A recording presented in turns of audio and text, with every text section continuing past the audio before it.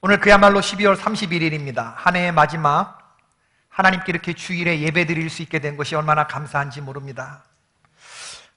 정말 다사다난, 오늘 같은 날에 딱 어울리는 그런 단어죠. 우리를 눈물 나게 하는 일도 많았던 그런 한 해이기도 합니다. 북한의 핵실험으로 인해서 한반도의 전쟁, 긴장이 고조된 해기도 했고, 또 우리나라 대한민국의 헌정사상 최초로 대통령이 탄핵되는 불미스러운 일이 있었고, 또 그로 인해서 조기 대선, 장미 대선을 치러서 현 정부가 들어서기도 했고, 또 얼마 전에는 우리나라 역사상 또 지진으로 인해서 수능이 연기되는 그런 일들이 있었고, 또 제천에서 뜻하지 않은 화재로 인해서 많은 아까운 인명들이 죽는 그런 일도 있었습니다. 올해 대학에서 학생들을 가르치는 큰 선생님들이, 교수님들이 사자성어, 올해를 정리하는 사자성어로 파사현정이라는 말을 선정했다고 그래요. 악한 것을 부수고 바른 것을 드러낸다. 파사현정. 나라 안팎의 사정이 이와 같고, 또 우리 교회로 보아도 큰 일이 있는 한 해였습니다. 교회를 개척하시고 32년 동안 목회하신 안성호 원로 목사님께서 당신의 43년의 성역을 완수하시고 완주하시고 올 4월에 은퇴하셨습니다. 목사님을 사랑하신 우리 많은 성도들에게는 적지 않은 충격이었을 텐데, 하나님의 인도하심으로 교회가 큰 흔들림 없이 여기까지 하나를 이루고 오게 된 것이 얼마나 고맙고 감사한지 모릅니다. 우리 모두에게 격려하고 칭찬하고 축복하면서 박수 한번 하십시다. 할렐루야. 할렐루야. 고맙고 감사하지 나는. 너무나 고맙고 감사합니다. 여러분은 올해가 어떻게 기억이 되십니까? 기쁜 일, 슬픈 일, 놀랄 일, 우여곡절이 많았지만 저와 여러분이 오늘 12월 31일 마지막에 예배를 드리고 주님 전에서 예배 드리는 건 1년 다 예배 드리는 것이거든요.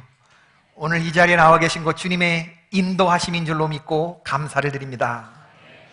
오늘 우리가 읽은 시편 119편은 성경 전체를 보아서 너무나 중요한 부분입니다. 성경을 딱 잡고 반을 탁 피면 어디가 나오지요? 시편이 나옵니다.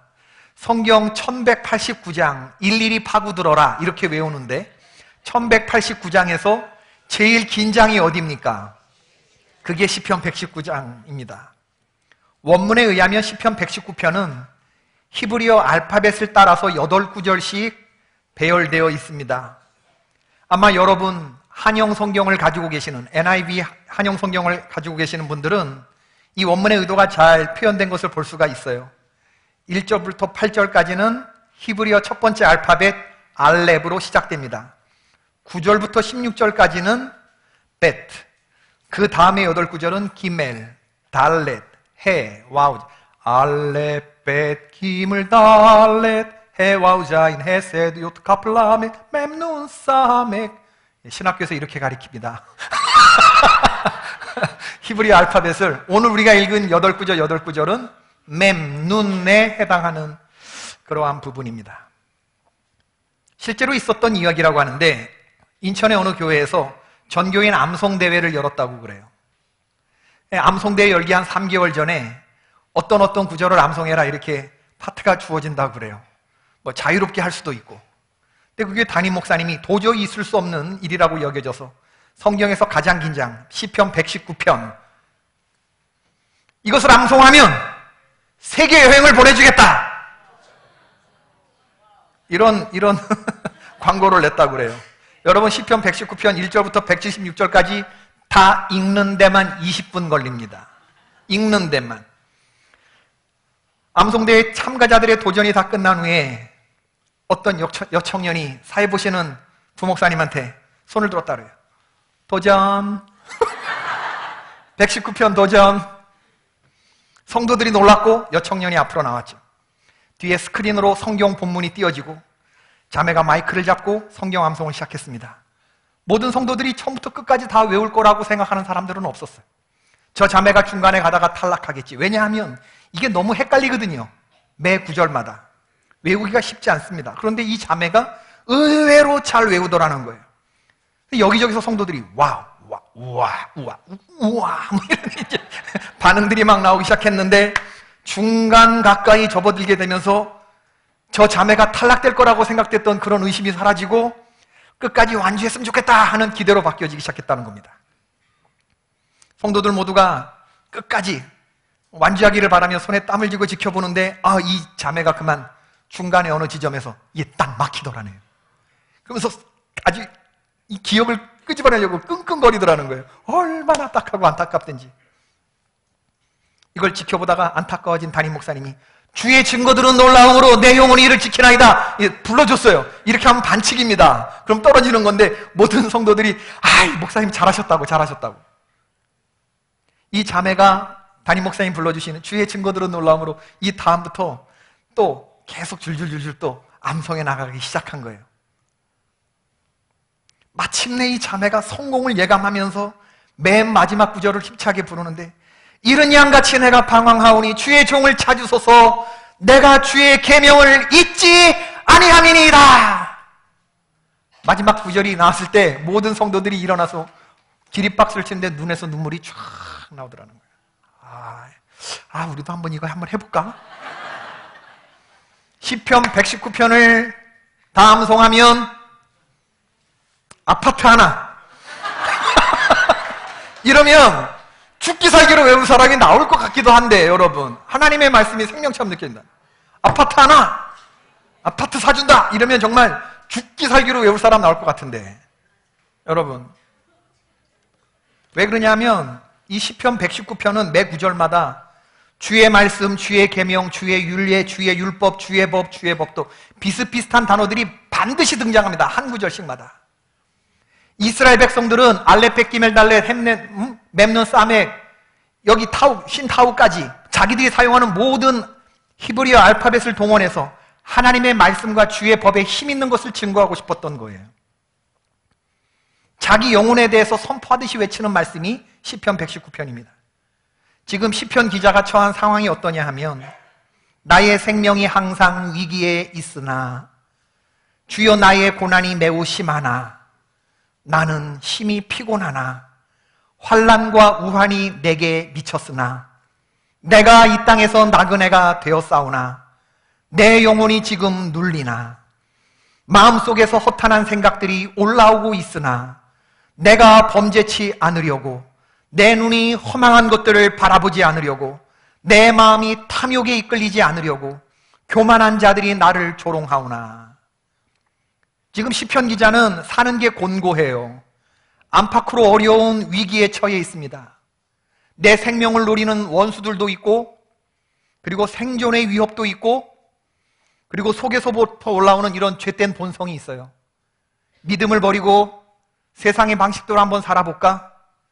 내 본능과 육신이 원하는 대로 한번 정욕대로 살아볼까? 이런 것들이 마음속에서 올라와요. 이런 유혹들이 있습니다. 눈 한번 질끈 감으면 어떤 이익들이 나에게 떨어지는데 어떤 허망한 것이라고 본다 할지라도 내가 눈 한번 질끈 감고 이거 한번 붙잡아 볼까? 이러는 생각들이 들 때마다 하나님의 말씀으로 이걸 누르는 거예요.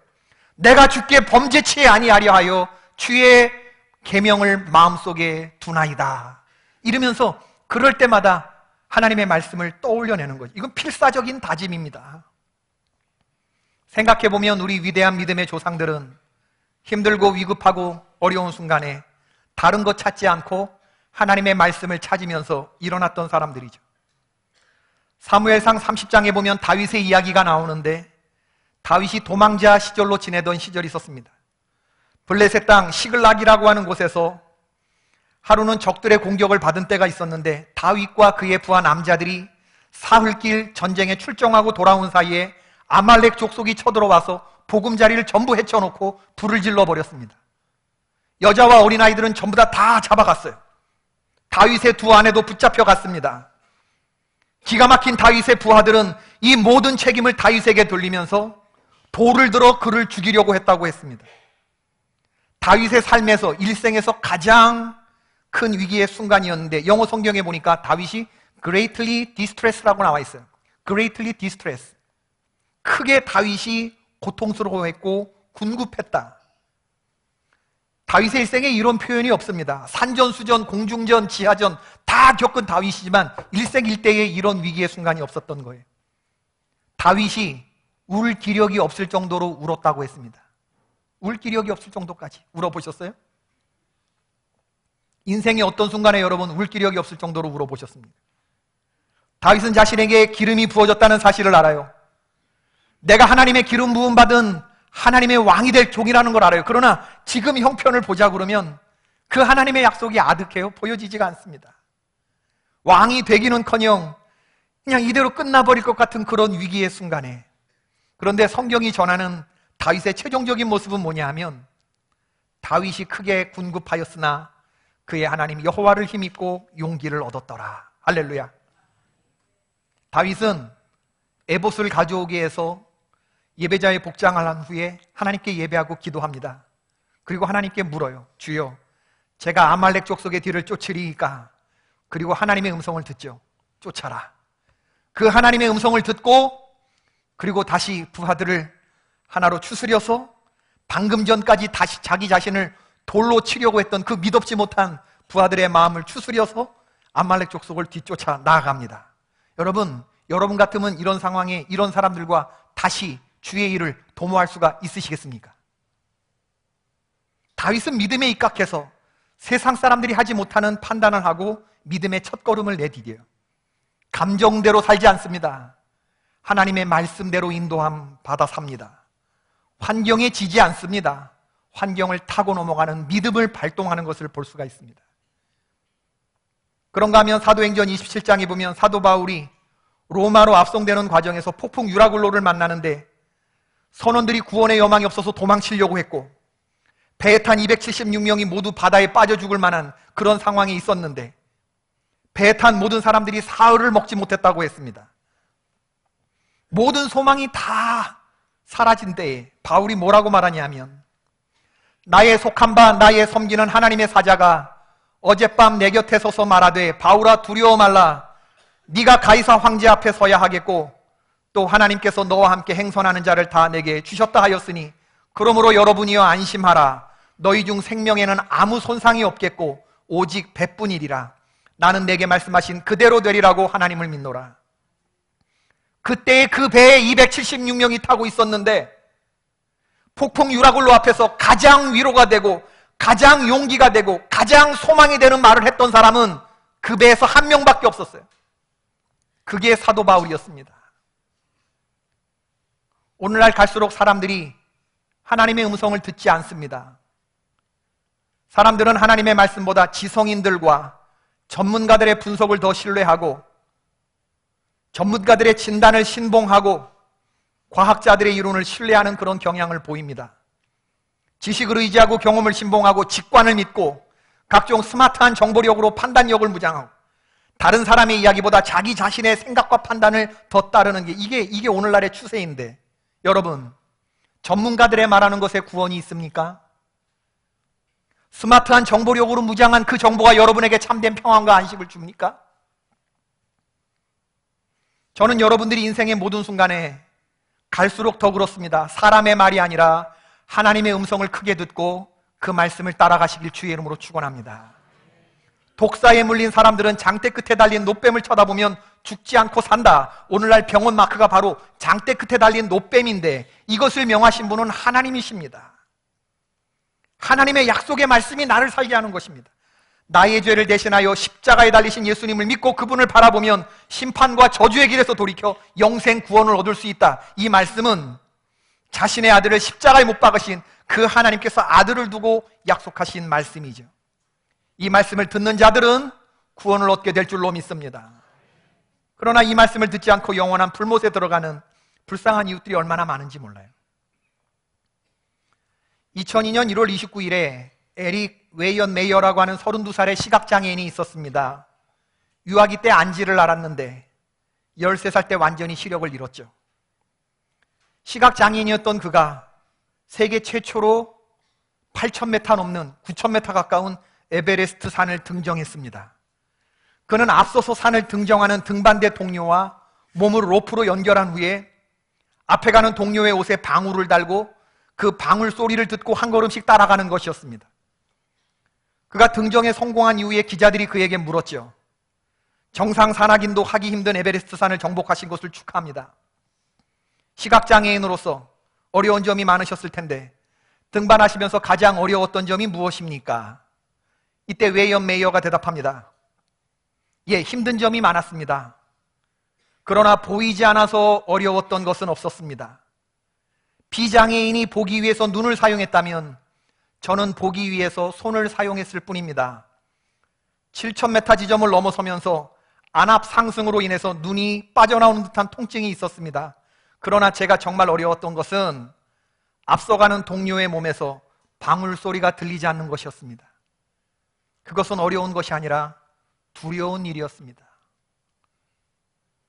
우리에게 정말 두려움과 어려움이 있다고 한다면 우리를 힘들게 하는 환경이 아니라 내가 붙잡을, 내가 따라갈 어떤 말씀이 없을 때, 붙잡을 만한 소망이 없을 때 그게 우리를 두렵게 만드는 것이죠. 우리가 걸어가는 걸음이 그러합니다. 주님의 말씀을 듣고 한 걸음씩 따라가면 그 끝에 하나님을 만나게 될 줄로 믿습니다. 오늘 성경이 우리에게 말씀하죠. 주의 말씀은 내 발의 등이요 내 길의 빛이니이다. 주님은 한 번에 우리에게 모든 것을 다 보여주지 않아요. 다 비춰주지 않습니다. 그러나 분명한 사실은 주님은 우리의 등불이 되어주셔서 순간순간 한 걸음씩 한 걸음씩 나아갈 빛을 비춰주신다는 사실입니다. 여러분 가운데 혹시 지금은 모르겠고 지금은 속 시원하게 환경이 잘 안 보이고 하나님의 뜻이 무엇인지 혼란스럽게 느껴지시는 분들이 계실 수도 있을 거예요. 그렇지만 여러분, 안 보이고 답답하고 혼란스럽지만 믿음의 걸음을 한 걸음씩 한 걸음씩 걸어 나가시길 주의 이름으로 축원합니다. 그러면 어둠이 끝나고 안개가 걷히고 풍랑이 그치고 우리 인생의 찬란한 무지개가 떠오르고 눈앞에 하나님이 펼쳐주시는 장엄한 풍경이 보여지게 될 줄로 믿습니다. 하나님이 이렇게 나를 인도해 주기 위해서 한 걸음씩 이런 길을 걸어오게 하셨구나 느껴지는 순간이 올 거예요. 지난 주간에 우리 교회를 부흥에 인도하신 이구영 목사님 만나서 점심 식사를 했습니다. 목사님이 목회하시는 교회에는 유난히 아픈 분들이 많고 독거노인들이 많고 아파트 단지가 그렇대요. 그래서 올 한 해도 병원 신방 많이 다녔고 장례식도 많이 했다고 그러시면서 정신없이 한 해를 보냈다고 하시더라고요. 자기가 장례식회를 다녀오면서 이렇게 차에 기대면서 자기도 모르게 노래가 중얼거려지는데 깜짝 놀란 게 뭐냐면 찬송가가 아니라 유행가를 부르고 있는 자신을 발견했다. 그것도 32년 전에 나온 노래. 바람 불면 흩어지는 쓸쓸한 낙엽이 모두 잠에 취한 이슬처럼 아른거려요. 가사가 그렇습니다. 그 목소리 귓전으로 담고 덧없이 걷는 텅 빈 마음은 장례식을 하고 사랑하는 권사님 병으로 투병하시다가 보내고 와서 그런지 떠난 사람을 그리워하는 서글픈 마음뿐인데 혼자 남아서 지켜야 하는 외로움이 나를 울리네. 나는 붙잡지도 못한 아쉬움에 낙엽되어 계절 속에 나를 묻으며 봄이 다시 찾아오길 나는 빌어요. 이 밤 지새고 나면. 아픈 사람을 위해서 목사가 손을 얹고 기도하면 나야 되잖아요. 일어나야 되잖아요, 환자가.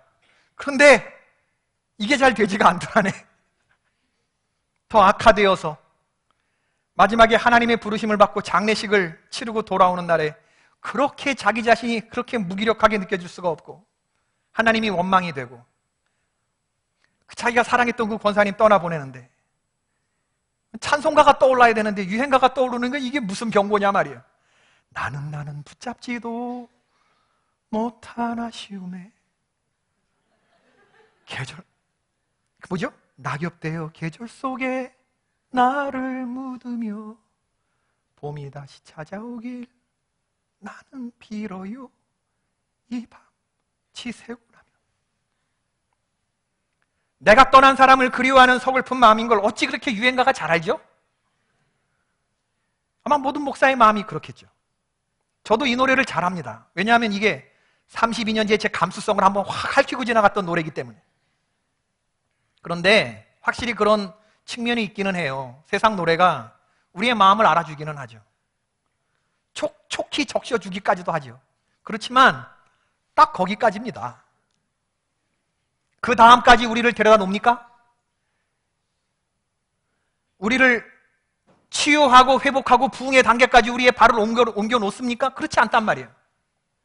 세상 노래는 부를수록 그래서 더 우울해지고 더 가슴이 답답해지고 그렇게 되는 거죠. 그렇지만 찬송가는 그렇지 않거든요. 제가 우영 목사님한테 천국 소망 가짜매 나는 항상 소망을 품고 주를 더욱더욱 찬송하리로다라며 왜 이렇게 약한 모습? 그랬더니 자기가 그러기 때문에 더 천국의 소망을 갖는 메시지가 할수록 새로워진다 그런 말씀하시다. 앞서간 우리의 친구들 광명한 그 집에 올라가 그 권사님 떠오르면서 거룩한 주님의 보좌 앞 찬미로 영원히 즐기네. 이 찬송을 부를 때 내 발이 거기 가 있다는 거예요. 우리를 구하신 주님도 거룩한 그 집에 계시니 우리도 이 세상 떠날 때 주님과 영원히 살겠네. 이 찬송을 불러야 마음의 용기가 되고 회복이 되지. 성령이 계시네, 할렐루야 함께 계시네.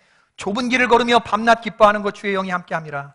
주 언제 강림하실지 혹 밤에 혹 낮에 또 주님 만날 날 알 수 없지만 내 모든 형편을 잘 알고 계시는 주님이 늘 돌보아 주시고 보호해 주실 것을 내가 확실히 안다. 이런 찬송을 불러야 우리의 마음에 용기가 일어나는 것이거든요.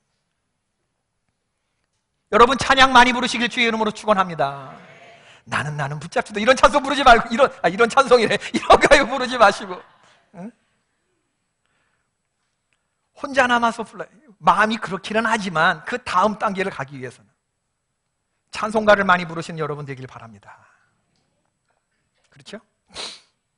올해 우리 교회를 보더라도 하나님의 부르심을 받은 권사님, 집사님들이 계셔요. 그리고 우리 교회 투병 중인 그런 성도님들이 많이 계신 걸 제가 알아요. 어제 교직원 예배를 드리면서 토요일 오후에 오전에 이름들을 이렇게 제가 부르고 또 우리 성도들의 직계 가족으로 부모님, 자녀까지 가게 되면 이게 어려움, 고통당하신 분들이 너무 많거든요. 기도하면 벌떡벌떡 일어났으면 좋겠는데 그렇지 않단 말이에요. 그건 저도 느끼는 거고 병원 가서 기도했는데 따라 나오면서 제 손을 꼭 잡으면서 이제 목사님만 믿습니다 이러면 얼마나 부담이 되는지 몰라요. 의사들이 마음의 준비를 하라는데 우리 손 쓸 것 다 썼다고 말하는데 그게 과학적인 말이라는데 그 말에서 위로와 용기와 평안을 얻지 못한 성도가 이제 목사님만 믿는다는데 저만 믿으세요 이래야 되잖아요. 근데 그 말이 나오기가 해결은 하나도 해주지 못하면서 마음을 달리 먹으라고 하는 게 이게 그에게 어떤 위로가 될까 자괴감이 느껴지는 때가 있을 수도 있어요. 여러분 사람이 고통이 너무 심하면요 위로받기를 거절합니다. 고통이 너무 심하면 라마에서 슬퍼하며 통곡하는 소리가 들리니 저들이 위로받기를 거절하는도다. 예수님 태어나던 당시에 2살 이하의 아이들이 다 죽었는데 기도한다고 자식이 살아 돌아온답니까?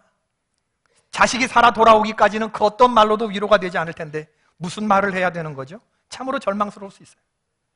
그러나 여러분 저는 앞으로 계속해서 하나님의 한치 오차 없으신 인도하심을 신뢰하면서 계속해서 줄기차게 믿음을 가지고 외치려고 합니다.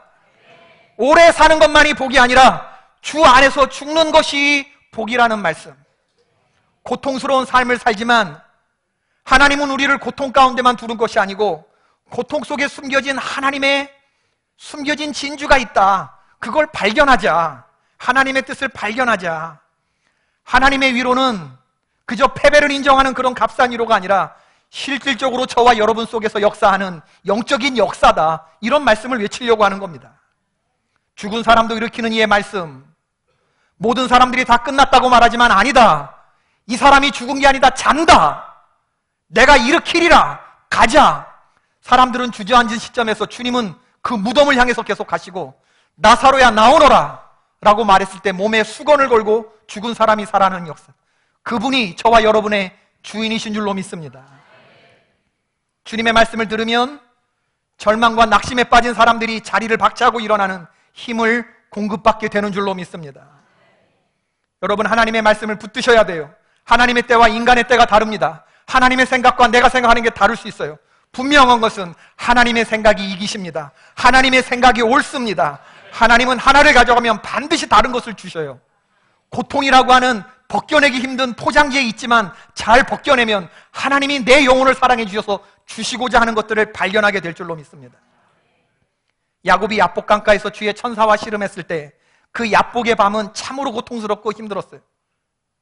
자신을 죽이려고 오는 400명 형이 이끌고 온다고 하는 이 불투명한 미래, 내일이면 나는 죽을 수도 있다고 하는 그 깜깜한 두려움, 부인이 있었지만 아무도 나를 위로해 줄 수 없다고 하는 그 외로움, 수많은 가축과 재산들이 있었지만 은금이 나를 지켜주지 못하는 그런 무기력한 밤에 야곱은 누구를 붙들고 씨름했냐 하면 하나님의 천사를 붙들고 씨름했어요.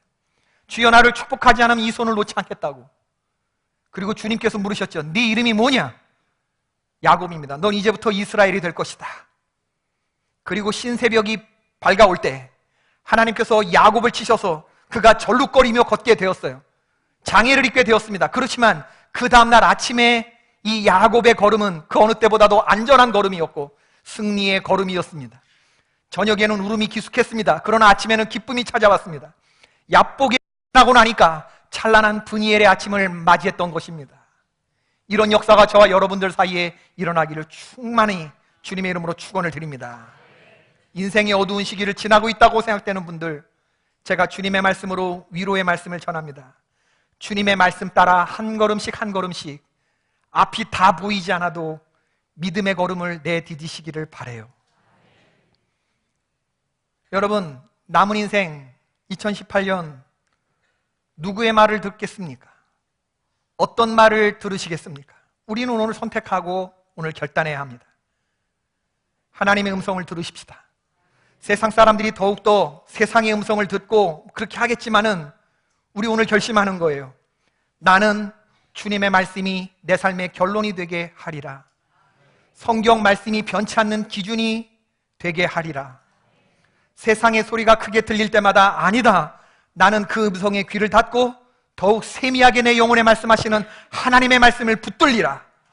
미움 대신에 사랑하라고 하시는 주님의 음성, 너는 어두움을 찾아 들어가지 말고 생명의 빛을 향해 나오라고 하시는 말씀, 악을 악으로 갚지 말고 선으로 악을 갚으라고 하시는 음성, 그리고 세상을 향해 달려가는 발걸음이 아니라 교회를 찾아 나오는 하나님의 임재가 있는 이곳으로 나오라고 하시는 음성, 복된 하나님의 음성에 귀를 기울이시고 그 길을 따라가는 여러분 되기를 바랍니다. 이 길의 끝에서 올해와 변함없이 내년 한 해도 하나님께서 우리를 만나주시고 우리의 삶을 책임져 주실 줄로 믿습니다. 할렐루야. 기도하겠습니다. 고맙고 감사하신 아버지 하나님, 올 한 해 마지막 12월 31일을 하나님의 전에서 예배하며 보낼 수 있게 하신 거 감사합니다. 위태한 일이 많이 있었지만 하나님 지켜주셨습니다. 하나님 생명을 지켜주셨고 우리에게 일용할 양식을 주셨고 일용할 건강을 주셨고 주님의 말씀대로 사역할 수 있는 힘을 공급하여 주셨습니다. 이 모든 것을 허락하신 하나님께 존귀와 영광과 감사를 올려드립니다. 다가오는 새해도 주님 앞에 우리의 삶을 올려드립니다. 주님, 주님의 말씀을 크게 듣게 하시고 중요한 음성으로 듣게 하여 주시고 그 주님의 말씀을 붙들고 한 걸음씩 따라가는 주의 종들 되게 하여 주옵소서. 야복의 밤을 지나고 브니엘의 아침을 맞이하듯이 하나님, 우리가 주님 전에 도착할 때까지, 하나님 나라에 당도할 때까지 우리의 발걸음 좌우로 치우치지 아니하도록 시온을 향해 가는 하나님 환한 대로가 밝히 열지게 하여 주시옵소서. 감사하며 우리 주 예수 그리스도의 이름으로 기도하옵나이다. 아멘.